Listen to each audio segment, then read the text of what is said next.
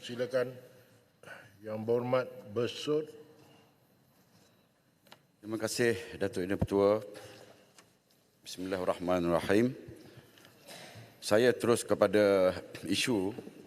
Yang pertama ialah berkenaan dengan isu pengkelasan kategori T15 ya, yang menjadi persoalan sekarang.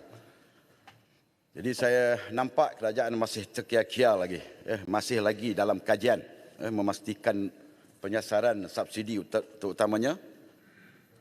Dan persoalan saya di sini, apakah sebenarnya status terkini tentang sistem padu? Mengapa tidak perkara ini, pengkelasan T15 tidak dirujuk kepada sistem padu untuk menyelesaikan secara tuntas? Dan saya lihat kos pembangunan dan operasi sistem padu ni dah mencecah 85 juta. Jadi adakah pengkelasan T15 nanti juga akan memakan belanja yang sama? Mungkin 85 atau 90 juta atau sebagainya. Dan ini akan menggunakan duit kerajaan. Jadi saya tak nampaklah sistem padu yang selama dibuat, melainkan menteri dia lah yang cakap sembang, dipanggil sembang padu. Jadi seterusnya saya ingin menyentuh kepada tentang isu kenaikan gaji minimum ni. Persoalan yang pertama saya, adakah pekerja asing juga terlibat dalam kenaikan gaji tersebut? Jadi kita sedar bahawa kenaikan gaji ini adalah tidak seimbang sebenarnya. Dengan situasi semasa yang dihadapi oleh pekerja dan juga majikan, terutamanya pada mereka dalam sektor swasta dan juga peniaga-peniaga kecil dan juga yang sederhana. Jadi saya ingin bertanya, sama dengan kenaikan 200 ini, ketimbang 200, mampu memberi nafas lega kepada rakyat yang sedang berperang dengan kenaikan kos sara hidup yang kita ketahui semua. Apakah nasib mereka yang terutama yang tinggal di bandar? Sama ada mereka mampu untuk survive dan juga sustain. Jadi berkenaan dengan majikan pula. Kalau saya bagi analogi, katalah sesebuah syarikat tu ada 1,000 orang pekerja. Benar kenaikan 1,007 bermakna 200,000 sebulan dia akan berbelanja. Dan kalau setahun lebih kurang 2.4 juta. Jadi kita lihat majikan ni yang akan terbeban kerana kos operasi meningkat, terutama syarikat industri kecil yang saya sebut tadi. Jadi adakah kerajaan sebenarnya bersedia untuk memberikan insentif dan sebagainya supaya pengusaha syarikat-syarikat kecil ni dapat meneruskan perniagaan mereka? Dan kita lihatlah apabila gaji dinaikkan, maka segala kos operasi syarikat perlu dinaikkan. Begitu juga dengan kos produk dan juga perkhidmatan. Jadi pada akhirnya rakyat yang merupakan watak pengguna ni dan juga pembeli juga bakal menjadi mangsa kerana terpaksa menanggung kos pembelian yang agak tinggi. Jadi kita lihat pada sektor perniagaan mikro, situasi ini sudah pasti menekan majikan yang baru membangun lalu menyebabkan perniagaan mereka tidak berdaya maju dan akhirnya berkemungkinan akan gulung tikar. Jadi berapa ramai pekerja tempatan yang akan terkesan dengan situasi ini? Dan pengumuman ini sebenarnya saya lihat mungkin nak mengabui mata rakyat atau sebagainya.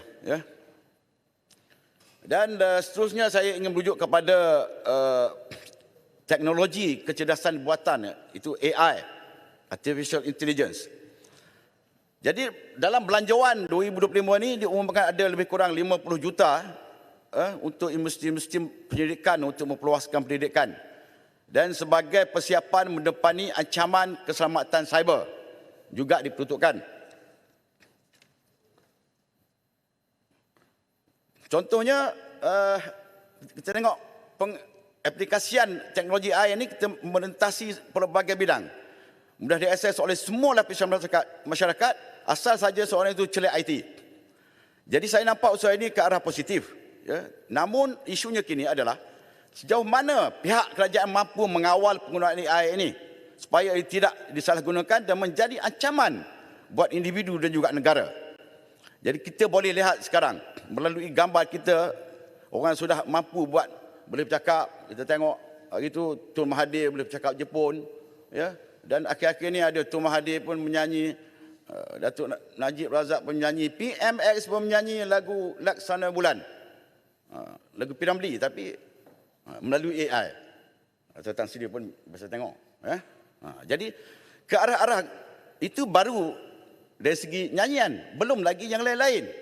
Jadi kita takut.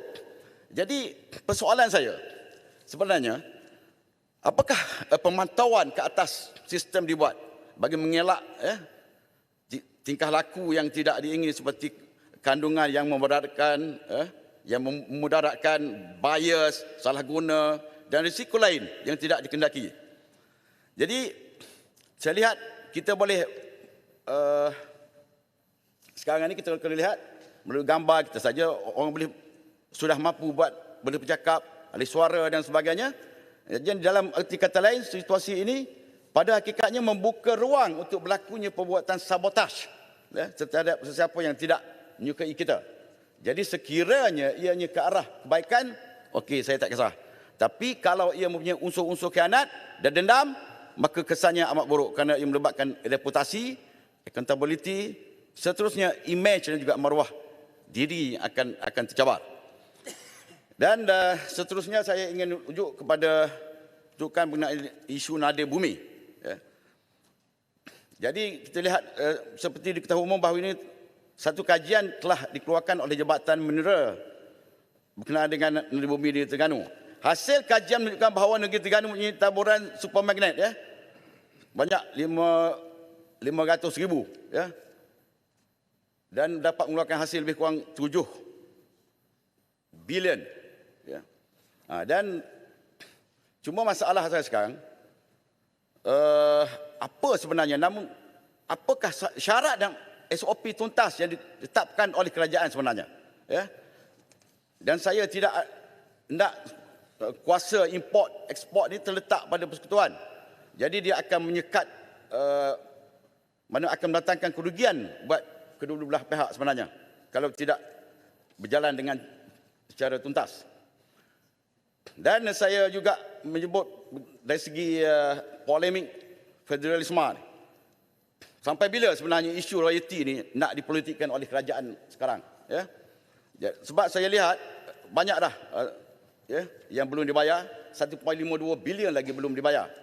Sedangkan kita lihat kontribusi ini sebenarnya bermula daripada titik pertemuan yang tidak sihat, kerana perbezaan dari segi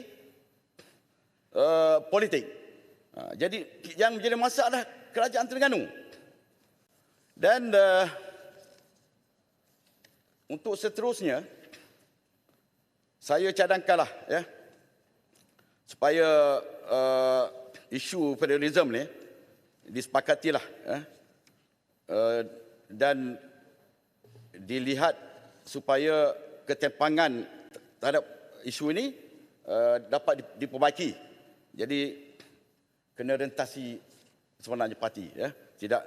Kita tidak boleh melihat kerana dia diperintah oleh pembangkang maka kita sekat dia punya royalti minyak dan sebagainya. Dan seterusnya saya ingin merujuk kepada apa yang disebut, ya, ramai yang menyebutlah tentang kenapa ni pihak kita ni tidak menerima MOU, ya, daripada kerajaan. Saya nak beritahu sekarang, okey. MOU sebenarnya bukannya kontrak. Apa yang kita terima selama ini adalah berbentuk kontrak. Sebab kalau kita nampak, dia benda nampak macam sama, tapi sebenarnya tak sama. Nampak macam sama tapi bukan dia. Faham lah, ya? Ia tidak mengikat dari segi undang-undang sebenarnya. Jadi tujuan adalah untuk matlamat yang sama dan dikongsi bersama. Bukan dengan menghantar satu tawaran kontrak berbentuk kontrak dengan obligasi-obligasi di pihak kita. Ya, obligasi yang menekan pihak-pihak kita. Bukan kita takut untuk isytihar harta. Sebab kalau MOU semua kena isytihar harta, okey, let's go. Kita teruskan. Tapi yang kita terima bukannya MOU. Sepatutnya MOU ni berbincang antara dua belah pihak, ya, dua orang sana, dua orang sini ke, diturunkan ke dalam dokumen, dan itu yang persetujuan bersama, ya. Jadi mungkin kita boleh sebut kalau di Australia dia ada dua, MOU dan juga MOA. Satu Memorandum of Understanding dan Memorandum of Agreement. Dua benda berbeza. Yang tu mengikat, yang ni tidak mengikat. Ini nak bagi faham kepada yang tak faham. Dan itu semalam saya tengok jelutong ni, bising. Mengatakan pihak kita takut. Tapi yang kontrak datang tu hanya kepada kita, kepada ahli-ahli parlimen pemagang dan juga PN. Itu yang masalah. Buat betul-betul kalau nak bagi. Kalau sudi, katakan sudi. Kalau tak sudi, cakaplah tak sudi. Dan akhirnya saya ingin merujuk kepada satu benda yang agak tular melalui TikTok tempoh hari dan diulangi oleh Julutong juga, tak ada dalam masa saya nak bocah ni.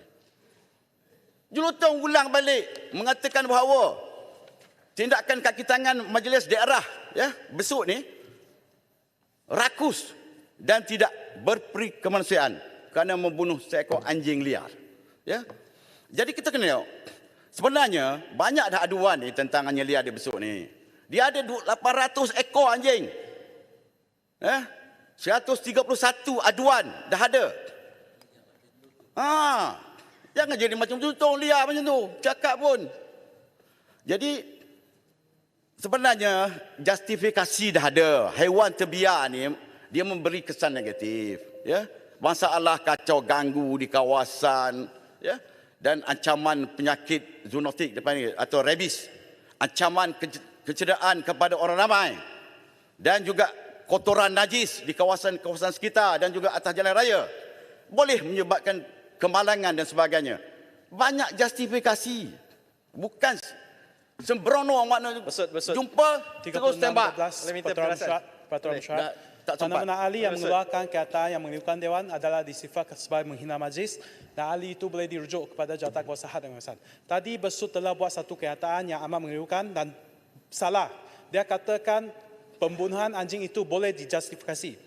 Tuan Ibu Ketua, menurut Seksyen 291A Akta Kebijakan Haiwan 2015, tak boleh bunuh anjing macam tu, mesti ikut SOP. Walaupun itu anjing liar, mesti tangkap secara berhemah. Tak boleh cederakan anjing itu. Jadi jangan cakap ini boleh dijustifikasi.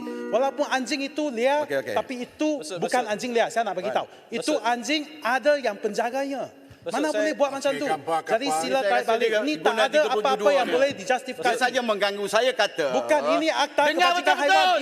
Saya cakap. Ini law. Tadi you cakap boleh tak boleh sebelum justifikasi. dibuat, Apa-apa pun tak boleh justifikasi untuk bunuh kita dah anjing. ikut prosedur. You jangan cakap Mana boleh bunuh anjing macam tu? Besut. 37.2. Boleh saya Ini telah melanggar undang-undang. Itu Mana mengganggu. boleh? Besut saya jagi. Besut ahli parlimen. Awak yang tak faham. Besut ahli parlimen kena Awak pertahankan faham undang-undang negara. Apa Mana boleh buat macam justifikasinya? tu? Mana Awak boleh buat? faham? Tak boleh buat macam tu. Besut saya bagi penjelasan. okey. Ini yang memang jelas. salah. Saya Salah jemput di segi undang-undang. Gampar. Tak saya boleh jemput bunuh. Kamu Tak boleh pergi bunuh. ke Besut, minta lesen. Besut. Kita ada keluarkan lesen. Undang-undang kecil ada.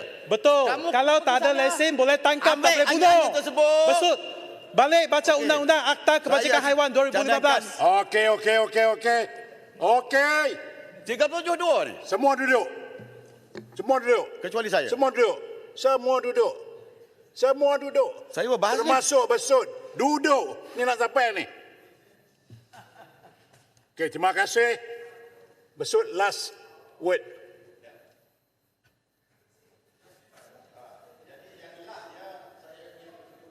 Terima kasih buat lastnya. Terima kasih. Saya ingin merujuk kepada bantuan lah kepada apa macam kita nak ada rahmah ni, jualan rahmah.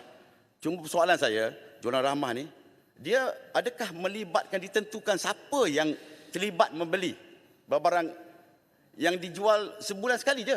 Dia tak buat secara setiap minggu ke sebagainya. Sebulan sekali je. Siapa sebenarnya yang betul-betul terkesan atau yang menerima faedah daripada, ini persoalan saya. Adakah melibatkan orang asing? Dan melibatkan juga T15? Kemungkinan. Mana dia tahu apa yang digunakan modul dan sebagainya? Okey, Kita tak tahu. masa dah. Itu soalan saya yang Baik, terima penting. kasih. Okey, terima kasih. Saya jemput Putatan.